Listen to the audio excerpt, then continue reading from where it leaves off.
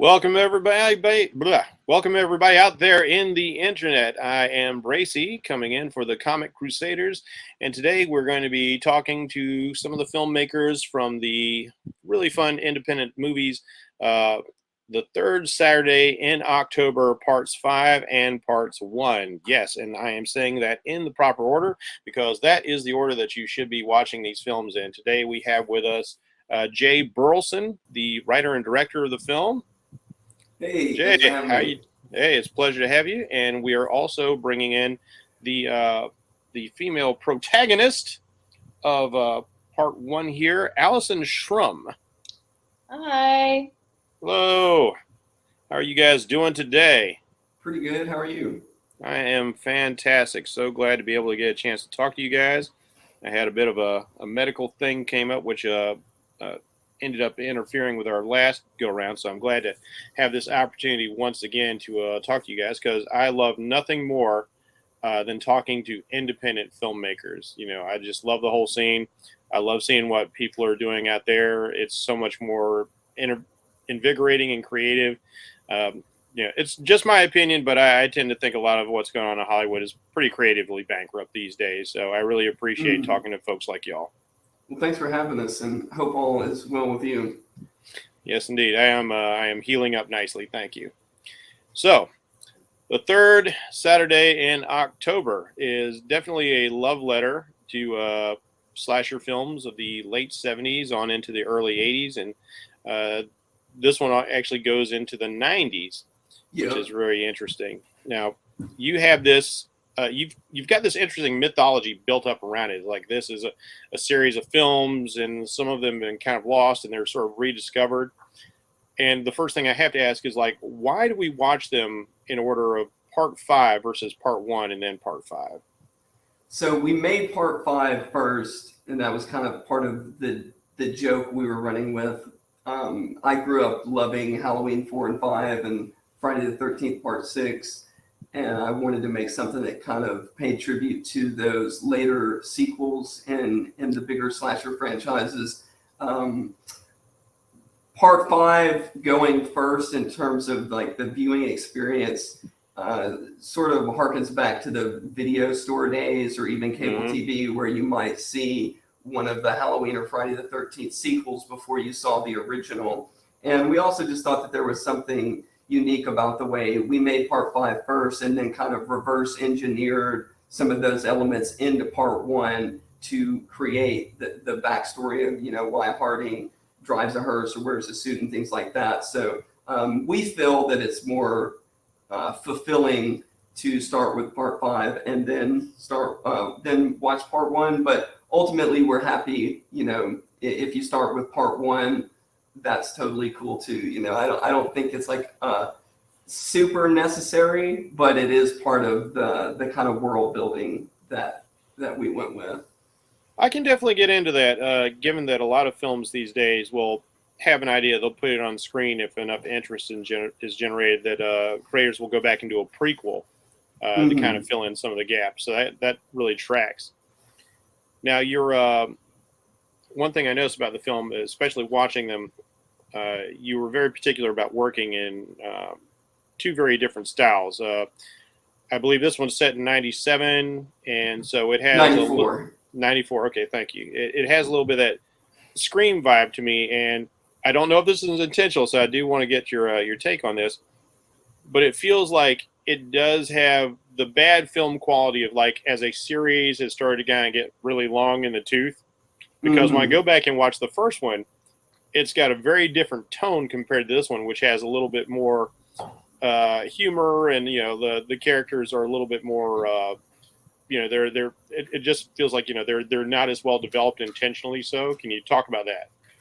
Yeah, for sure. So making part 5, we were leaning into the absurdity of some of those later sequels. And then when we went back to make part 1, it was very important that, you know, we captured the essence of those low budget 70s horror movies that really started, you know, the slasher boom.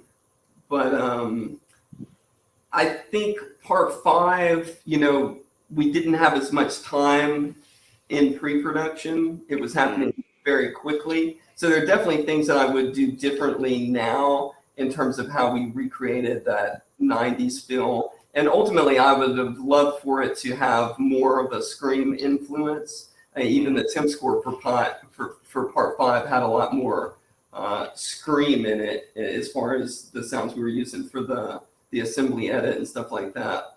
But that was part of the challenge. The whole idea was that we would be able to create these period piece films. So, you have your later sequel set in the 90s, and that's going to have its own unique aesthetic. And then part 1, we were leaning into, like Hills Have Eyes, Black Christmas, of course, the original Halloween, similar films like that. Yeah, we get onto that, and I'll detail like the influences I happen to notice watching the films, which I was like, oh yeah, I recognize this, I feel that, because I am a horror aficionado. I was there when all these films were getting made back in the day. Right. Now, one of the things I did particularly like is, first of all, as somebody who grew up in the 70s forward, I thought your set decoration was pretty nifty. Like, you had a lot of fun little quirky things in there, and it felt true to the period. But there's also just like the picture of like the family photo, like the painting of the fish. Like it almost, I was expecting, it's like, is he got one of those floppy basses? Hey, Darius made it. Oh, he's going to make it. He's going to make it. Yeah, he's on set, so I'm not. He joined us for a few minutes on the last interview. But I just found things like that and quirky, and like you really create that vibe of a football town. Like, you go into houses and you'd see the pennants in the background, and talk to some of creating the world that you were creating there. Yeah, so we got really lucky. Our producer Frank Krafts, who's also part of the art department, he was one half of the production designer on each film. We kind of had a revolving door of people as we shot the films. There were 2 different phases of principal for each film. But Frank is an antiques dealer as well, so we were really able to lean on him and things that he already had in his store or that he could pick up at estate sales. So that was a big part of it. And then, just trying to create a colorful world. I grew up in Alabama in a small town. It's very similar to what you see in Third Saturday. So It was just about trying to capture the essence of growing up in a small town in the South. I definitely feel that. I too grew up in a small town in the South, so I was definitely appreciating the culture I was seeing there. And another thing I particularly like about these 2 films is you put a lot of character into your characters. Nope, there we got him. Yes. Hello. All right, Darius, happy to have you here with us on the Comic Crusaders. Hey, man, glad to be here. Yep, we're doing part 5 first, so I'll have some questions for you in just a moment. But I know you were still part of this film because you do the narration. Yeah. But I was just talking to Jay about how I enjoy the fact that he's writing characters with actual character, even though this film is like I said, it feels like it's a little bit long in the tooth for a series. Mm-hmm. It's going in that direction, but you still manage to put together characters who are interesting or have very interesting character traits. Even when they're all just going to get slaughtered, they still have like this kind of fun quirkiness that makes them engaging. Now, Allison, for instance, here playing Heather. One of my favorite parts for you is when you go to the party with these people that you have just met, and you find out what a bunch of weirdos they are, and the look on your face is priceless. That was so well executed. Thank you. Yeah, it's she's hometown daddy's girl, very innocent, and just walks into this den of crazy weirdos, an old man in a cape offering her to snort coke and smoking weed, and she's just like blown away by it all. Yeah. Oh, by the way, Jay, I love that line. Like, I don't have any Pepsi to offer you, but would you like some Coke? Thank you. Yeah, we came up with that on the day. We did a lot of that, though. We always tried to just have fun with it in the moment and play around with it. Because it's somebody who's spent decades watching horror movies. I've seen so many bad horror movies with just the 2-dimensional characters. you know they're going to die. It becomes a point where like you start rooting for the villain to kill them off. How are you going to kill them off? Is it going to be a fun way that you're going to kill them off? And then you do this where even these characters are all interesting in some way, and I really appreciate that. Well, thank you. Mm-hmm. And the fact that your actors were really getting into it. You know, they accepted the nature of your character. Like Allison here is so playing like that all-American girl. I love the relationship with the father. I love how she starts dealing with situations when things start getting extreme. It feels very authentic when you're having to deal with things, whether it's, you know, with your dad or with what's going on at the party or when it all starts hitting the fan. Yeah, Heather goes through quite a journey in just one night. You know, we see her kind of start off again as that sweet hometown daddy's girl, and she's just thrown into, a party and then just a mass murder, a massacre within a few short hours. And that's what I loved the most about Jay's writing.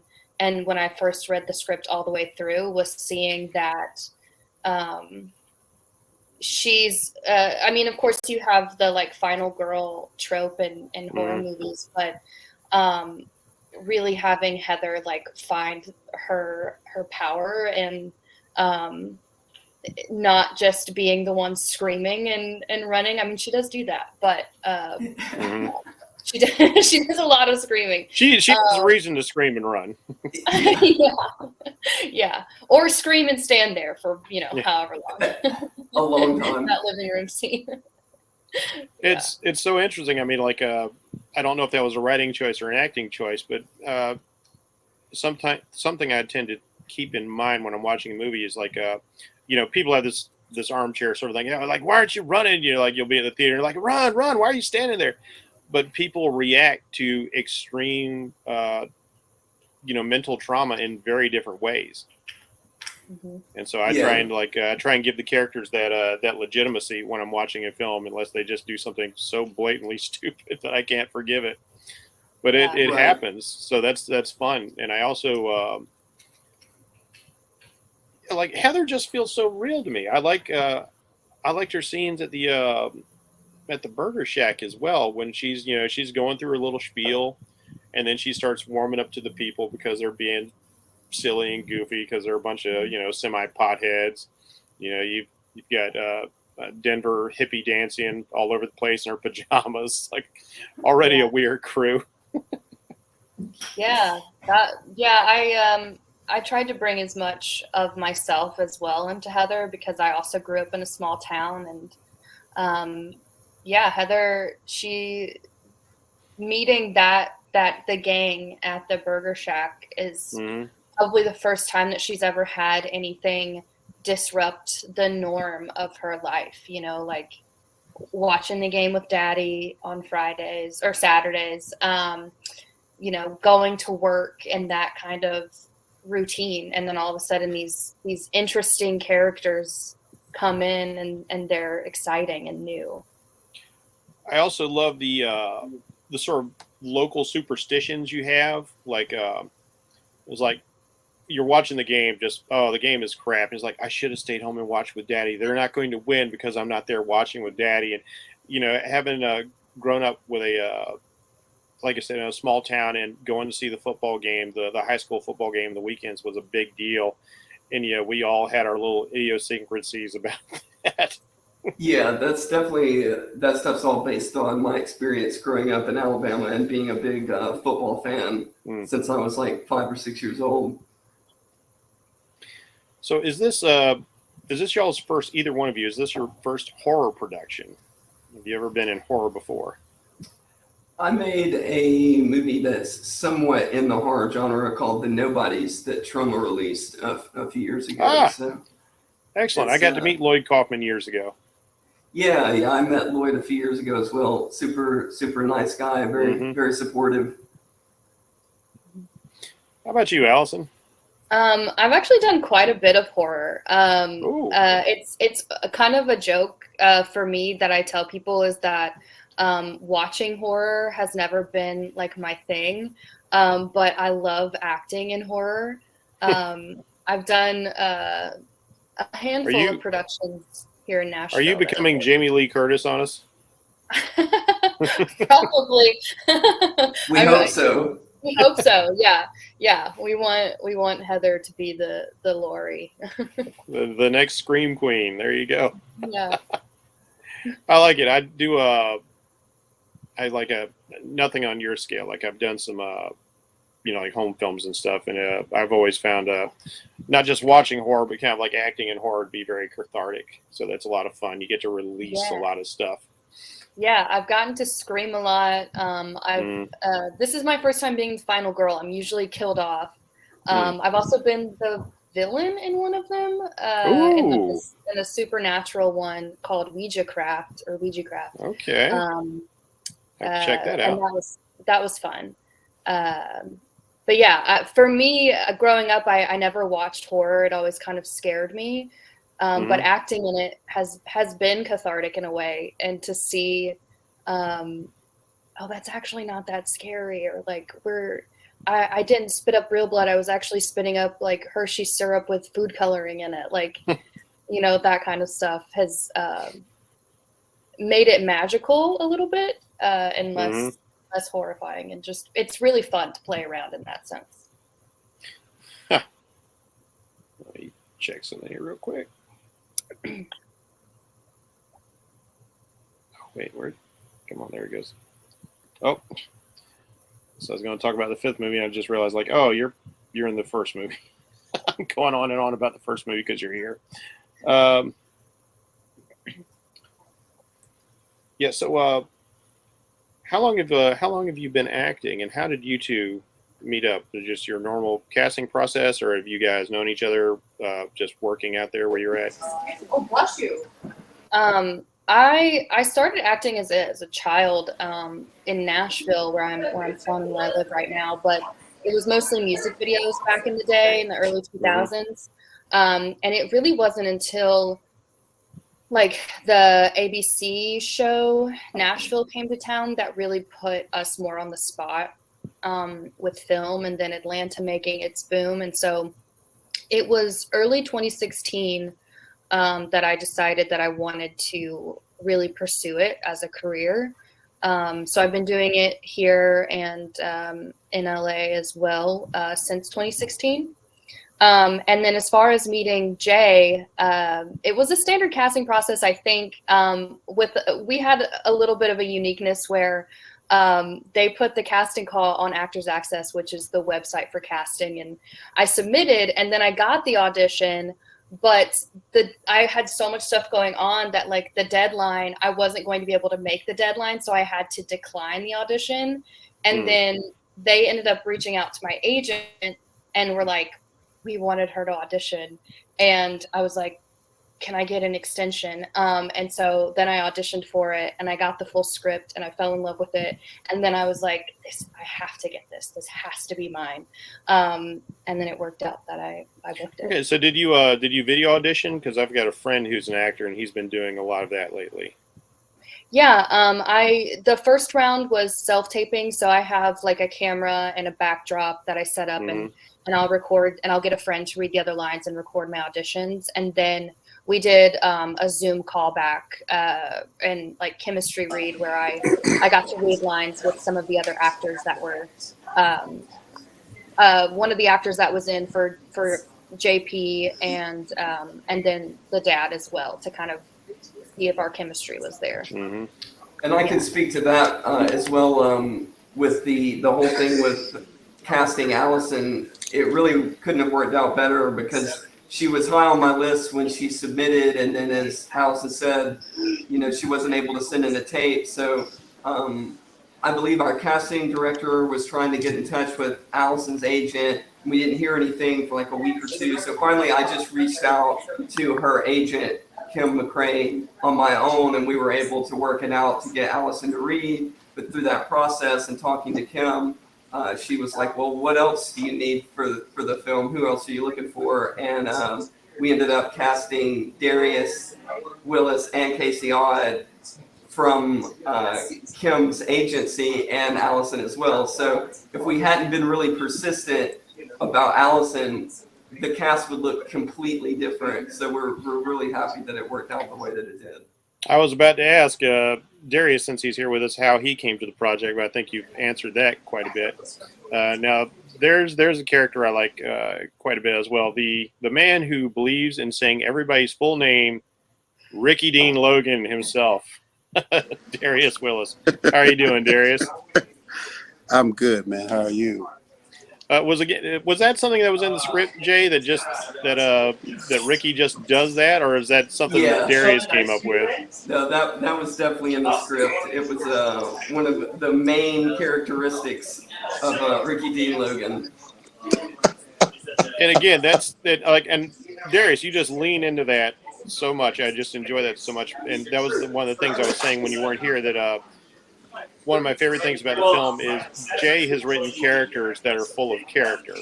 And so nobody feels like a throwaway character, even when you know, like, oh, they're going to die in a few minutes. But you still kind of get into them because they're so individualistically quirky. They're fun to watch. Right. Yeah, after reading the script and kind of getting the idea what Ricky Dean Logan was about and how he explained it to me, I felt like, you know, the character already was developed within the script, and all I had to do was just try to add what I could to the character. And I'm telling you, I found Ricky Dean Logan to be very interesting, you know, and yeah, I love the whole part about calling everybody by their whole name. I guess that was something I was raised to do. I don't know. Yeah, I like it. I like it, especially when he just goes and explains it. And then when you start thinking about it, it's like, well, you know, he doesn't just do it to everybody else. He keeps introducing himself by his full name. So, like, I'm like, yeah, I'm rolling with this. I dig it. That's just what Ricky Dean Logan does. Hey, that's what he does, man. That's what he does. Ricky Dean is an interesting character, I tell you. But I tell you, he's not going to stop until he gets his guy. You know what I'm saying? That's how he is. He's built that way. Me and Vicky Newton. I would definitely be interested in if you guys ever went back to the series, seeing you fill in the gaps with 2, 3, and 4 to see the rest of Ricky and Heather's journey, if she's included in that. Ricky's definitely going to be there, I'm sure, and Vicky Newton as well, because she's got something at stake. But the difference I saw from the first film to the second film was like there's a big tonal shift, because like I said, it feels like Film 5 is a series in decline, which we see with these long-running horror franchises. But right off the bat, with this film, like that whole opening sequence feels very John Carpenter to me. There's so many nods, I felt like, to that, and the staging, the lighting, the tone, and you even do this really fun thing where, like, when the killer cranks up the hearse and the lights come on, and there's that beat of music, and it reminded me right of that scene in Christine where the car comes to life in front of Arnie. It's like, oh, okay. I wonder if he did that on purpose. That's definitely, I mean, you nailed it for sure. I loved Christine. It's some good stuff. I love the atmosphere of that first half in particular, and then when you get into your daytime scenes, I'm starting to feel a little bit more Toby Hooper or Wes Craven, and these wide open, bright daylight shots. You know, these guys who aren't afraid of doing horror in the daytime, and we did get some of that with Carpenter in Halloween. Could you talk about some of the choices you were making there? Yeah, for sure. For the look of part 1, we really kind of circled Texas Chainsaw Massacre and Black Christmas. Those were really the biggest ingredients to the cocktail we were trying to come up with. I just love the look of those movies, and I've always wanted to make something that kind of captured that vibe.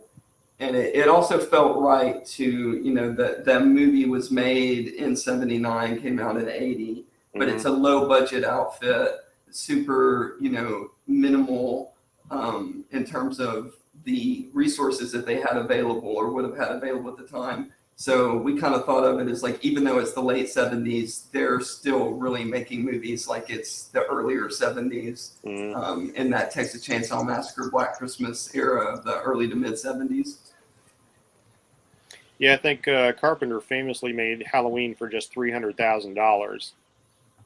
Yeah. And he was even asking for less money. And I think Deborah Hill's like, take the extra money, you idiot. You're going to need it. Yeah, always take the extra money. Now, Ricky Dean has one of my favorite props in the film. He has a revolver that would do Dirty Harry proud. Where did you guys find that monster? So there's this great guy in the local North Alabama film community named Trent Thompson. It's also his hearse that we used in part one. And it was just a gun that he had. He's got tons of various props and things of that nature. I've also got to say, as far as like dressing the world, I appreciated seeing all those cars from the 70s. Like, man, really kudos on getting all those vintage cars for to really just grounding the film in the period.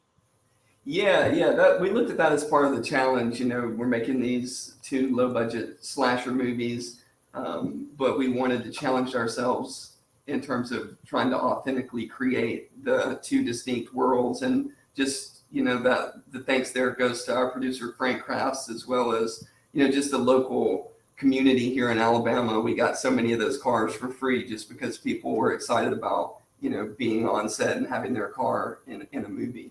Oh, so you did actually shoot in Alabama? Yeah.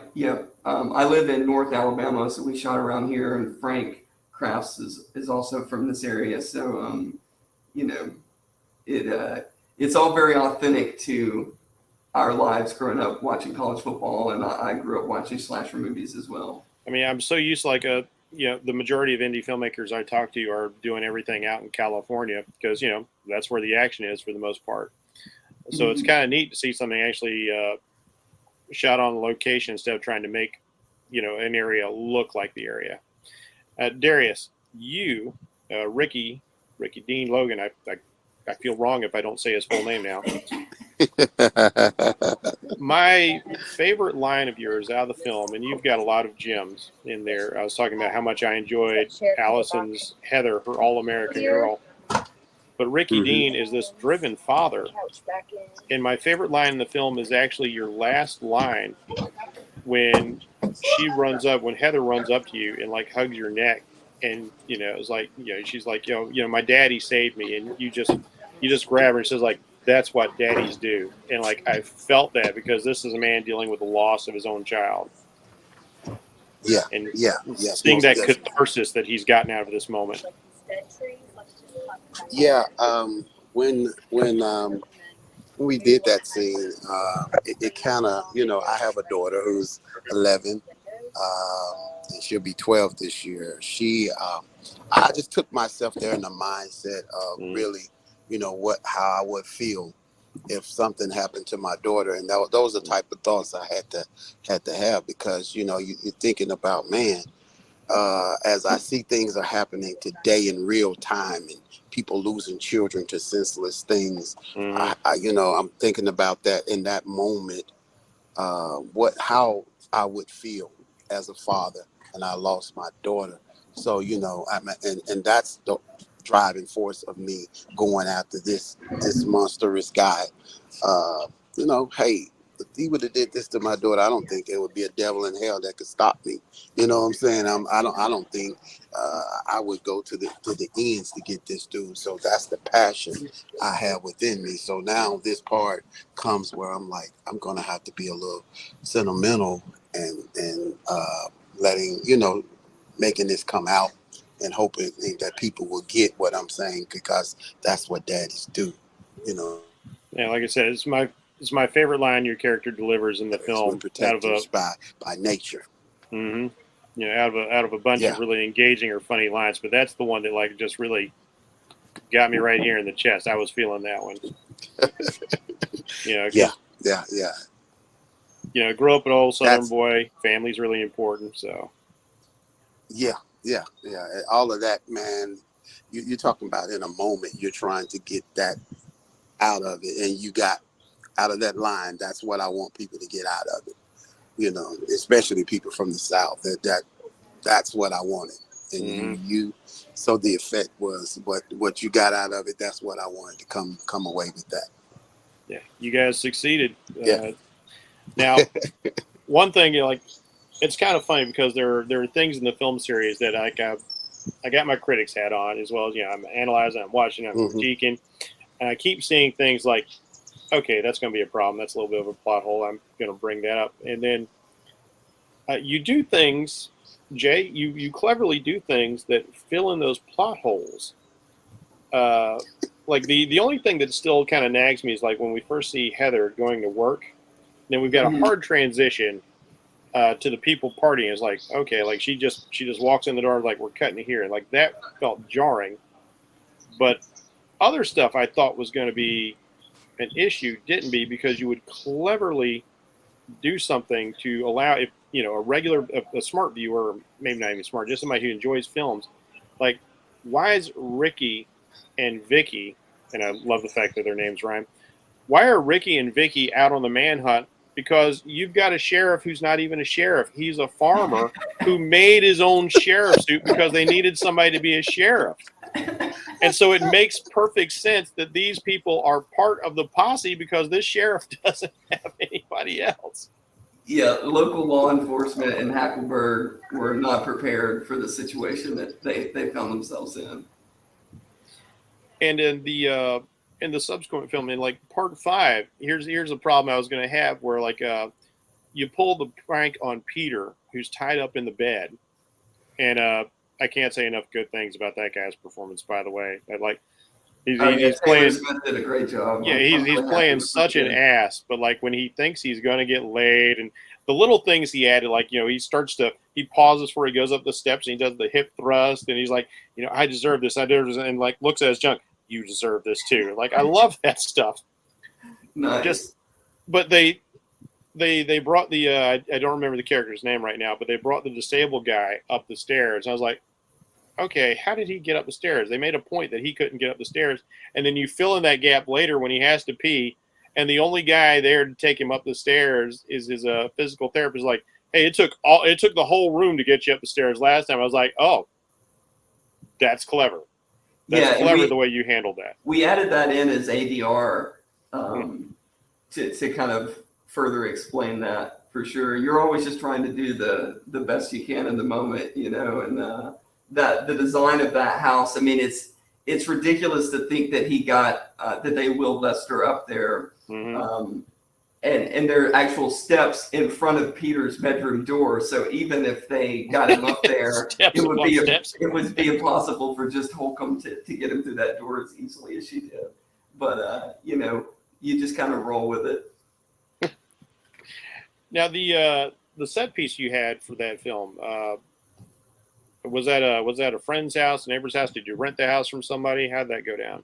The house in part 5 was yeah, it was a family friend, and I've been trying to shoot there for years, and we would always get really close, and they would either decide they didn't want to do it, or the project just wouldn't, you know, make it into production. And we just happened to come back at the right time. And I'm so glad we were able to use that house, because I've always loved it and thought it would be great for various different projects I've had in the works, and it ended up being the perfect place for Peter's party house. And looking at the structure of it and thinking about the shots you put up, especially, you know, when they're going up and down the stairs, and like, you know, Harding comes out that side door, and, you know, Peter's in there watching boobs on the screen. Yeah. And I couldn't help but think, because this isn't a set, you know, you can't peel away a fourth wall and set up your camera. And from some of the shooting I've done, like, you know, trying to work in somebody's actual house can be really constrictive. And that looked exceedingly constrictive right there. That house was a challenge. We all, the wall in Peter's living room, you know, when, like you said, when he does that thrust as he goes up the stairs behind the girls, that wall we added in because the homeowners their bedroom was on the other side of that wall. So at times they're you know, just trying to go to sleep at like 1 a.m. and we're in their living room filming our movie. So at some point we started putting them up in a hotel, and we were going to be there late. But that house is actually massive. You see very little of it. in the movie compared to what exists. There were two other people living in apartments in other wings of the home. So you could easily get lost. It's kind of like a maze. It's like the Winchester house, eh? Yeah, Yeah. that's the genius of movie magic, though, that you can put up a wall like that. And I've seen brilliant things done, like the movie High Tension, the French horror thriller, where Yeah, great they had a movie. convenience store, but they used like a bus station bathroom, which was way too big to be in that convenience store. But you buy into it because you're caught up in the moment, and I just find those little things really interesting. For Now, sure. now, Allison, I've this it's '94, so the film still harkens back to a slightly gentler time, if you will. I wondered about Allison's or Heather's mindset, like just running off with people she had just met. But it's like you said, she's also a hometown girl, so she's got no experience. She comes across as a little naive, and then she's rightly thrown into that. It's like, oh, I am a little naive. Yeah, yeah. I also think I'm a big true crime nerd. I'm very interested and intrigued in all things like that. And I think like growing up in a small town, she probably was very removed from any news of all of the like serial killers and stuff that were going on back then. You know, now we know like don't hitchhike, don't do all like don't go off with strangers that you just met. But like I think that feeds into her innocence at the beginning of the movie of not really knowing and just having that these are good people. You know, they were so nice to me at work. That kind of mentality. Because I love that uncomfortable little line where she's sitting there going like, well, I'll just hang out here a moment and, unless you all turn out to be a bunch of Ted Bundys. And it's like, and I was thinking it'd be far too late by then. Yeah. Yeah. She knew they were harmless when they were meowing at each other at the Bronco. Yeah, you know that was. I mean, that was so weird. It was so weird to the point it started annoying me, and I started thinking like, yeah, me and my friends used to do dumb stuff like that too. And like, and the sheriff starts trying to get in on it, which is again another weird side character thing. It's like meow, I can meow too. Yeah, reading that in the script was the moment that I was like, how's this gonna go? What do you do with this? And then there was that like slight like little bit of actor in me that was like, I'm glad this isn't my line. I don't know what to do with it. Now, that's what we needed. We needed Heather to meow more in the movie. Now for Darius, I particularly enjoyed the scene where he deals with some racism, and I love the way Ricky Lee or Ricky Dean handles that. And like every time the guy is about to say like, "Oh, it's because you're a," like, no, like, well, surely it's like, clearly I'm a fan of this. I do this, and like, and you, I just love the way you as an actor handle that too, because like, I was like, man, Ricky's my hero now. He just shut that down in the best way possible. Well, I looked at it as, you know, you're in a situation where, okay, let's be honest. I got KJ Baker with me, who is playing this guy, and we're on a mission to do something, and I don't know what this guy's about to do, and I don't know who else is around. So how do I diffuse the situation without really causing it to go from, you know, 0 to 100 and without me losing my cool? So I had to play it where I'm being facetious with him, but at the same time I'm letting him know I see you for who you are, but I'm not gonna deal with it right now. I'm gonna be bigger than you. So I kind of turn it and try to make it a little comical. And with shooting that scene, you know, Jay was more like, you know, give him more, and then he'll pull me back if he needs to. But so as an actor, you like a director who's giving you that leeway to do that. And that's how that scene really came about. And that was my thoughts when we were shooting that scene. Well, I love the facetious contempt that you clearly had. And I got to hand it to Jay's writing, because you keep escalating things to the point where you turn it around to him. And I was actually waiting for a little shoe to drop as Ricky and Vicky drove off. I was waiting for Ricky to go like, yeah, that quarterback, that's not my son at all. He just put all the clues together, and he figured out how to hit this guy where it hurt and embarrass him like that. Yep, and actually at the end of that scene in the script, there is that exchange between Vicky and Ricky Dean, and just on the day, like we were just doing our best to get the meat and potatoes out of the scene, so we ended up cutting that just to make our day. Now, another interesting choice you had is when I first started watching part 1, it feels like the start of a film. But then as we get further into the film, especially in that opening sequence there, when Ricky starts talking about, like, I've been expecting something like this. You know, I shot the guy twice. And I was like, oh, you didn't just star us in part 5 with, you know, in the middle of a series, or like towards the end of a series that's going to continue. You've dropped us into the middle of a story, because there is another story that precedes this story.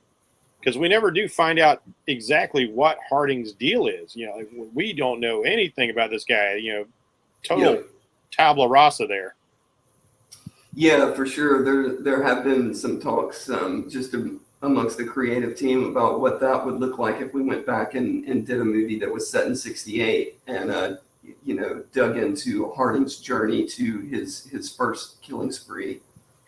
And I would be equally interested in seeing how Ricky and Vicky come together through their grief, and, you know, seeing Darius have a chance to react to the death of his cinematic daughter, and how it spurs this path of vengeance and the unbelief. You know, like, I just shot this guy and he's still running around. What the hell is going on here? This doesn't track with the real world. Yeah. For sure, that would be interesting. Yeah, we have ideas for, you know, what 2, 3, and 4 would look like, as well as there's a Season of the Witch style spinoff that would take place after part 4 in the mythology that we built, and then there would be a part 6 as well that could, you know, bring back some characters from part 1 and some characters for part 5 and put them in the same movie. So creatively, that's the most exciting direction to go for me, would be to make part 6 next. But you know, at this point, we made 2 of them. We're just going to kind of let them get out into the world and see what happens. But I'd definitely be happy to make more of them. Well, you've put out these trails of breadcrumbs, and they've hooked me. You know, like, I'm on the hook now, because I'm like, okay, why did it take 10 years from part 4 to part 5? And I think somebody even asked in the film, was like, where does he go when he's not killing? He takes a whole year off. What's he doing? So there's all these things that now I want to know, you know, I need to know. And I wish that Antonio Woodruff could be here. And Antonio, I understand that you're under the weather today. Hope you get better soon. Sorry you couldn't be here, because I did want to ask him about playing the killer Harding. Yeah, it would have been awesome if Antonio could have joined us. But he was great. You know, he came into part 5 when we were halfway through the shoot, and my friend Andrew. Okay, because I saw they had 2 credits for Harding. I was wondering about that. Yeah, when we started part 5, my friend Andrew Wasserberger was just volunteering his time to play that role, and we designed it, you know, with him wearing gloves and having the hood on the mask and long sleeves, so that due to budgetary constraints, we would be able to pretty much put anybody in the mask and suit to just get through the shoot.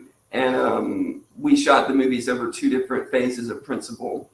So we started fall 2019, and then took like a month and a half off and came back early 2020 to finish it. And Andrew's wife had given birth to their first child. So Antonio was somebody that we had seen in the fall with the idea that maybe Andrew wasn't going to be able to be there every day. But Andrew ended up being there for the duration of that shoot. So when he was no longer available, Antonio came in, and we quickly fell in love with him, and he just had such great vibes. So when we knew we were making part one, it's like, all right, it's got to be Antonio. Like he's earned this, and this will allow him to be able to emote a little bit and not be restricted with the mask the entire time. Okay. Okay, right. So before we move any further, we've been talking about this awesome movie. I've been hearing in the background. We need to show off these trailers, folks. You need to get a good look at what is popping in the world of the third Saturday. Well, start with trailer 5, then trailer 1. Heck yeah! All right, let's do that. First up, folks, check out part 5. My mom said you should take me to Catfish Cabin. And I deserve it because I've been getting good grades. It's 1994 in the town of Hackleburg, Alabama. Hey, Sharon. Hi, Master. And all eyes are on the big college football game. All right, PJ, we're going next door to watch the game. Can I come? No, it's a grown-up party. Well, you're just watching football. Any idiot can do that. But a group of friends are about to learn college football isn't the only killer game in town. Call 911, baby. We got us an intruder in here. You got some big balls on you. Well, I got some big ones too. It's our lucky day. I tried to warn you. But what you should have done was act like a gravy train on biscuit wheels and roll your ass on out of here. This year. What the hell did you guys do? Catfish Cabin. Catfish Cabin. This is 7th year in a row since Jack Harding went on a murder spree. It's true. He's the boogeyman of Hackleburg. He's killed at least 50 people. And he only comes out on the 3rd Saturday in October. The world could end. I know that's today, right? What does he do the rest of the time? If you only see one more movie, it might as well be this one.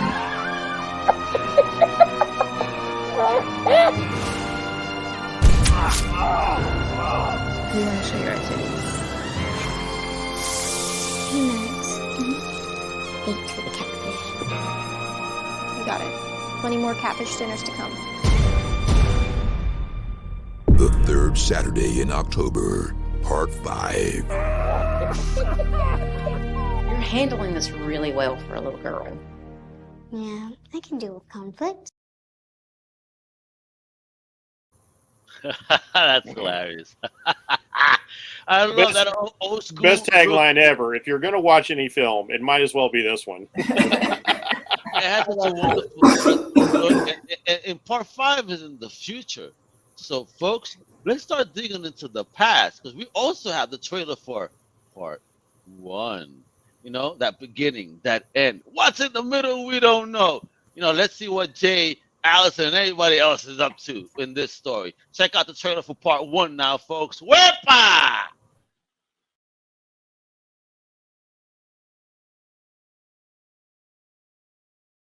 And here's your change. No, keep it. What are you doing later tonight? Just watching the game with my daddy. These are my friends from out of state. We're staying over at my Uncle Dieter's place. It's his party, carrying on and such. I was going to invite you over to watch the game with us. Yes, I could always do something with my daddy tomorrow. All right, see, that's the spirit. Sheriff? I'm sorry, but we have some really disheartening news to tell you.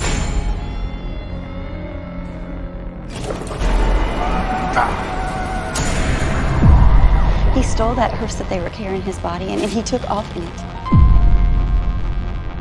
Y'all seriously expect me to believe that old Jackarai Harding took a ride on the Yellow Mama, dusted himself off, and walked right out of his own damn grave? Damn it, Sheriff. This is the real deal. Unexplainable things happen in this house. Unexplainable things to which you will become accustomed if you stay here enough. No, come on, Deeds, hang out. It's a party. You and this town is lining up for a 3rd Saturday in October swallow house. You want to take a little walk? There's a nice little path out back. Thought I was here to watch the game. This party is a drag. Where the hell is everybody?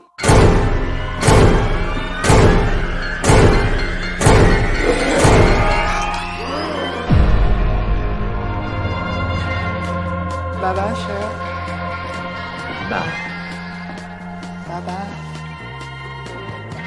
die.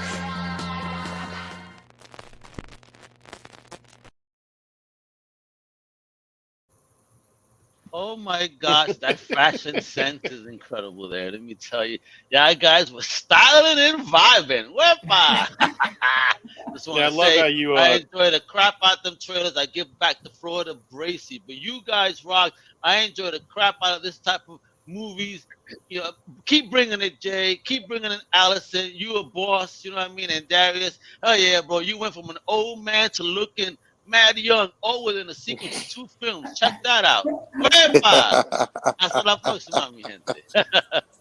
Just for like a technical aspect, I do like the trailers definitely show this off very nicely. How you really captured the look of 70s film stock in the trailer to try and immerse the audience into the world once again. So Thank I you. appreciate Yeah. that very much, including like the little cigarette burns, little scratches on the thing. Now, one thing I've noticed is you seem to buck tropes, which is, again, fresh and appealing, where Denver doesn't go down into the murder basement because she sees a scene that looks like something right out of The Changeling with George C. Scott. But instead, you have the black guy who usually goes like, nope, I ain't going down there. He's the one who goes down the basement to get killed. So you flip the script on that. Yeah, he really had Ned was really concerned about where Denver went. He found out, unfortunately. Indeed. But I like the fact that you're doing interesting things like that. You know, you're breaking conventions in that way. And I've been having so much fun talking to our active actors here that I completely didn't get into asking about some of the other things, like your young ingenue. The adorable PJ, Poppy, is a treasure. Like, where did you find this young lady? Because a good child actor is like a gold mine. You know, like they're so in demand. But like, she was great. Yeah, I'm really proud of Poppy. So our producer, Ian Cunningham, that's his daughter, and she had been in a A24 film, The Death of Dick Long, which was also made here in Alabama, shot in the Birmingham area. So, you know, we got very lucky knowing Ian and knowing that, you know, he was also part of the team that had been helping me try to get a bigger project off the ground for like 2 years prior to making part 5.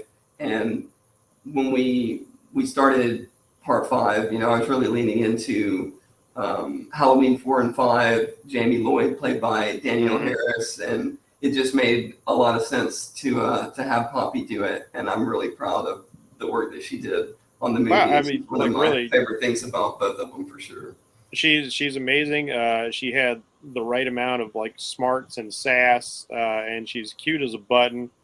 And she's, you know, again, like sometimes you'll see child actors in movies like, oh, they're just kind of regurgitating the lines, but like, she's got real talent for it. Like I could see some real acting coming through, and I just like her little micro expressions and things she would do is like, wow, this kid's got potential.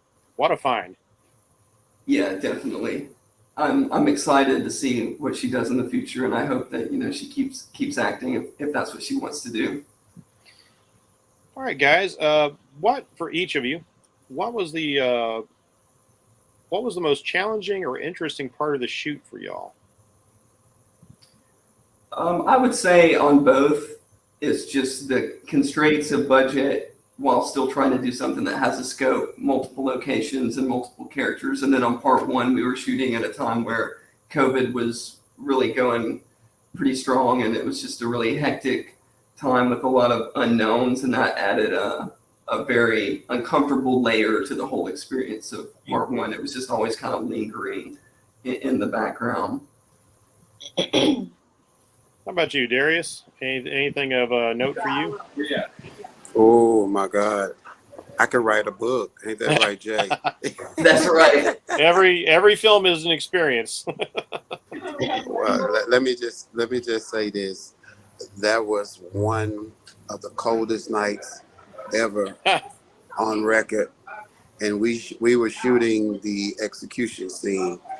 Oh my God, that was the night that Jay almost lost me as an actor. I was ready to lose it. I was ready to quit. I was ready to say, Sarah, y'all can have this horror film. I am on my way back to Nashville. I'm serious, man. I was just livid. I called my agent. I did it. Man, I'm telling you, brother, it was not the place for me. But hey, it was rough. That was a rough night for sure. It was a rough night, man, really. But we got through it. I think another one was just me and Jay was just seeing the sun come up. Yeah, we saw the sun come up together a lot. Man, yes. That was trying, but yeah, there you go. I'm glad you stuck it out, man. Like the film would not be the same without you. How about you, Allison? Oh, you're welcome. I would say half, like 50% were the long nights. I've done like overnight shoots before, but this was the first time that, I mean, 95% of my stuff in the film is nighttime. So, I mean, it was 6 p.m. to 6 a.m., like day after day after day after day. And definitely had to readjust to that sleep schedule afterwards. But, you know, that was mainly just like the first night or two was just getting adjusted to that. I will say that with the COVID shooting in the midst of it, when we started filming, it was October, and my wardrobe was pretty appropriate for that because, you know, in the South, October is still fairly warm. Even at nights, you know, you get in like low 60s, high 50s. When we picked back up filming, it was February. Yeah. And being in a t-shirt and very thin pants, I was like, you know what, guys, maybe next time we put a sweater on her, you know. I think it was like day one back in like February. I came to set and like had a sweater on, and Jay was like, "Oh, I really like that sweater. I wish that we would have seen it on night one and you could have just worn it." And I was like, "Are you kidding me?" Now it's interesting. It sounds like you had to split up the time of production. How long was the shoot?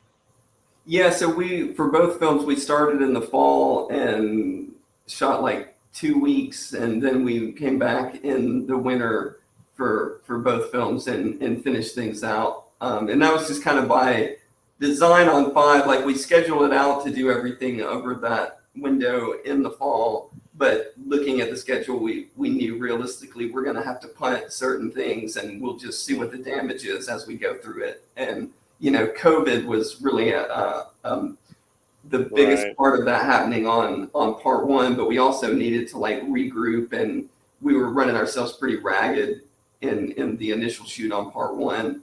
So we just needed to go back and like build more days into the schedule to make sure that we could, you know, just get the movie done at the level we wanted it to be. Well, that's good. I haven't watched the films. I actually didn't notice a change of season. So I think you did a really good job of stitching all that together and making it work. Thank you. Yeah, it was challenging, but a lot of fun. Now, I've got to ask also about something quirky that I saw pop up in the film, and I kind of have to wonder if this is intentional. We've got 2 kitchen scenes that, interestingly enough, seem to involve cats, cereal, and notes. Is that just a trope that you're going to stick into all your films? Like there's going to be a murder in the kitchen. There's always going to be spilled cereal and notes and kittens involved somewhere. Well, the cat theme definitely was kind of serendipitous on part 5. Cats were just always around when we were shooting, and they would end up being in the movie. So then we started building on that, and I got my cats involved. And then when we went back to do part 1, the cat thread was so strong in 5 that it felt like one of those things that we needed to establish in part 1 as well. Another thing I'll note as somebody who is a fan of horror franchises, especially since you're working backwards. So we have a very distinctive look for our character, our killer. He's got the hood, he's got the mask, he's wearing all black. Whereas in the first film, part 1, he's wearing brown. And I thought that was kind of interesting. Like, oh, I guess he he's not wearing prison rags. They got him dressed for his funeral because they're going to bury him right away. Yeah. But I did make note of the fact that the mask changed. Like in part 5, the mask is different, and like, okay, that makes me think of Jason Voorhees, how the mask always changes a little bit from film to film. Yeah, that was definitely by design, and if we make more of them, I'm sure the mask for the next one will be even a little bit different than the 2 that we've seen so far.